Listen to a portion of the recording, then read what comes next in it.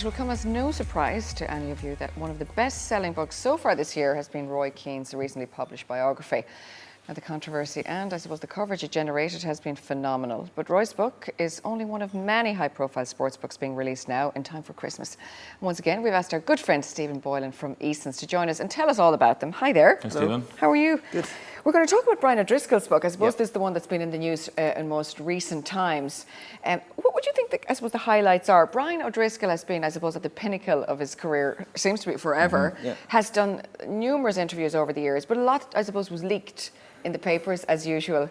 And what would you say the highlights of that? What can we learn that's anything new about Brian in this book? A huge story. I mean, obviously Brian's a living legend, captain of Leinster and of Ireland. So great career. I think there's a huge amount that you learn about kind of playing tactics and strategies that you won't necessarily pick up anywhere else. But obviously a huge personal story in this as well. A lot of it starts in his early days, doesn't it? Starts in his early days, kind of carries the whole way through. Obviously there's been a lot of talk in the press about his arrest in New York and his eyesight and that sort of stuff. So there's a lot of like really interesting tidbits as you go through the book. But we had an event with him in O'Connell Street there last weekend, and it was fantastic. So it was a controversial book, though, wasn't it? Because the person who was writing the book then halfway through was changed, and change of ghostwriter, image, wasn't it, and all this. So it was all changed, and that was kind of. Alan English took over then. But can you see the change in writings halfway through the book? Then I think did you notice it? It comes up a lot. I think the talent of the ghostwriter is to keep it as consistent and to channel the voice of the person. Exactly, they're coming through it. So I think it's brilliantly we've forgotten done. That now. And I could ask you this question with the rest of the books as well. If you're not a rugby fan, will you enjoy it? I think so. I think if you're a sports fan, it's a really great sports story. And can you set that with the rest of the books now? Say we've Roy Keane second half as well. He's so fascinating, though. I mean, I'm into Roy Keane, and I don't even know anything about sport. He's brilliant. I mean, when it first came out, I picked up the first few pages, and you're just immediately hooked. It has a really nice, kind of engaging, kind of almost gossipy quality to about it.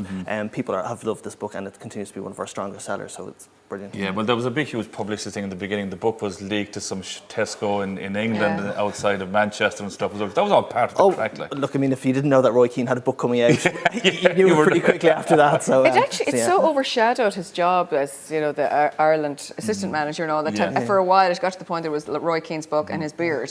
Yeah, that's it. Thank God that beard is gone now. The beard was kind of epic. Yeah, one down, one to go. She said. Eason's did a big RDS. We had an event with him last week in the RDS, which people absolutely loved. Was that amazing? It was fantastic. They all got a signed book and everything. You said. What's that? They all got the book. Everybody got a signed book. When you bought the ticket, you got admission to the event, and you also got a signed book. So everybody was delighted. And I suppose Alex Ferguson is the big kind of story in that. And anything else? There's a big story. Yeah, obviously his time as Sunderland manager was the big thing there. His short time. His short time as Sunderland manager, and then also kind of off the pitch incidents with Alfinga, Hogland, and all that sort of stuff is looked at in it. So really good one. Do we find anything more about Roy as opposed to say all the managers and the playing and stuff like that? What about the man himself? I think you do. I mean, there's a lot of family stuff in it. When he was manager of Sunderland, they want him to move his family down, and he didn't. So there's that aspect to it as well. So he's always been elusive, hasn't he, as a person? And, when you look at English football stars, and I suppose he was practically an English football star for so long. And I suppose that's where the second half comes from. The first biography was about kind of substantially about his playing career. This is all about what he did next. And what's next? Extra time, penalty shootout?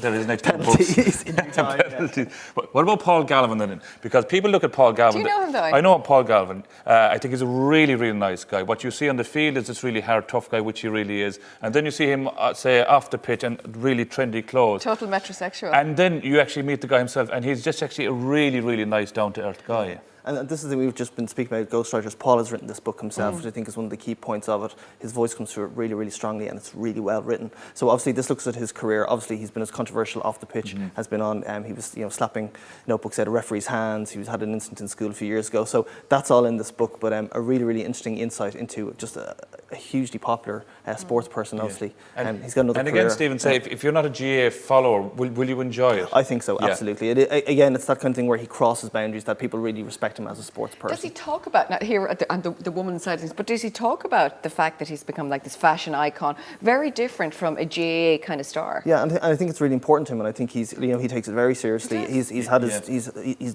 built kind of a really good journalism career out of it, and I think it's very important to him. So it's all covered in the book. I remember I asked Dalo who Captain Kerry, one of the winning Kerry teams a few years ago, about Paul Galvin and all these shoes, and he said he was always like that. Even as a kid. He takes it as seriously as he did football at the time. And I said, were the boys would they taken the piss out of him? They said, by no means. By like, no no, means, no, yeah. they And weren't. I've never met Paul Galvin, but I suspect that everything he does 100%, and there's nothing kind of lacking on Interesting that. character. Is it Anthony Daly is the next? Now, he was Anthony now Daly. you know lots about this guy. He was with Clare, of course, as well, and then went on to manage the Dubs, the first into championship. He has this incredible talent of picking teams up by their bootstraps, because when he won the title, the All-Ireland with Clare, they hadn't won a title in like 80 years, and then when he won a Leinster title with Dublin, it'd been the first time in 50 years. So an incredibly talented sports person, and again, a really engaging story from him. We really see the personal side of him in this book, though, as outside the sports stuff as well. There's a lot of family stuff in it. What a tragedy. A lot of tough times. His daughter's epilepsy, his wife had a brush with ovarian cancer, so all that is in the book. He's got a huge amount of time for Temple Street Hospital. His daughter was there a lot, so a lot of kind of a lot going on off the pitch than when he was kind of coaching as well. I suppose a Limerick rugby legend you'd call Peter Clohessy, and so popular down there still, of course, has a bar and business and all that. And his book is written by his wife. Very different. A very different perspective on this, kind of an autobiography within the house, but kind of from a slightly different perspective. So Anna Gibson-Steel is his wife. She's written this book, and a really interesting take on his career. Obviously played for Munster and for Ireland, so a really interesting take on the life of a sports person. I'd love to be there, say, when she was interviewing him, because obviously he had to tell her all the stories. Actually, love, there's something you don't know, and can I tell you this? Is there anything like... Oh, yeah, that's actually a very good question. Don't put that in. Don't put that in. Is it open? Is it open? Yeah. Oh, I think so, yeah, it absolutely Really? is. And I think that's where the strength of the book will come out, that it is a very kind of honest story. That you Interesting get her from perspective a as well female, I suppose, a female voice rather than a male voice, because these biographies are mostly written by males when it's a man. Yeah. But a really interesting take on it, Yeah, I'm looking forward, because he's a really nice guy as well. I've met him a few times as well. Yeah. And like I'd say, I'd probably buy 4 or 5 of them for Christmas now. But as Maura said, it's so easy to get a Christmas present for that as well. For a guy that's into any sport, if you're GA, it's so easy to get any of those two books or whatever. I think the secret to really strong sports titles is not just what happens on the pitch, it's really getting to know the person, and if there's a different angle to it, that always makes it a huge bestseller, and all of these have that. The person behind it. I think Brian O'Driscoll's book I'd read now.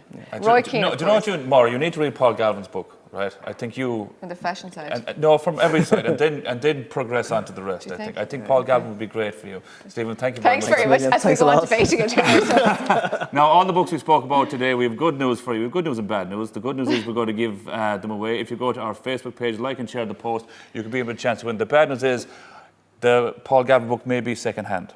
Oh, you're because I might read it first and pass it on to the you've probably winner. little paw prints on it. Well, I won't sign it because that'll devalue the book.